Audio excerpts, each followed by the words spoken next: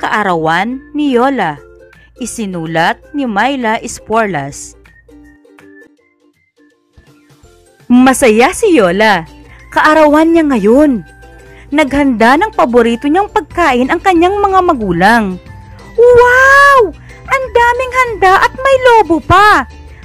Tuwang-tuwa na sabi ni Yola. Naalala ni Yola ang kanyang mga kaibigan. Bigla siyang nalungkot. Sana nandito yung mga kaibigan ko. Sabay kaming kakain at maglalaro. Malungkot na sabi ni Yola. Anak, bawal lumabas ang mga bata sa panahon ngayon. May kumakalat na sakit at ayaw naming magkasakit kayo, ayon sa nanay ni Yola. Oo nga naman Yola, nakakatakot ang lumabas ngayon. Ayokong mahawa ng virus na dala ng COVID-19. Sabi naman ng kapatid niya.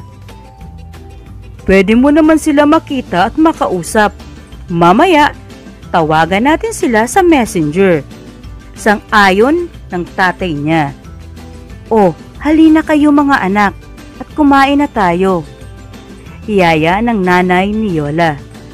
Pagkatapos kumain, may ibinigay ang tatay ni Yola sa kanya. Maligayang kaarawan anak. Sabay abot ng isang kahon na nababalutan ng makulay na papel. Mabilis na binuksan ni Yola ito. At nagulat siya sa laman ng kahon. Wow! Yehey! Matagal ko na po gustong magkaroon ng ganitong laruan. Marami pong salamat, tatay, nanay.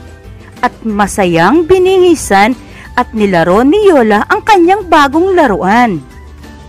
Mga bata,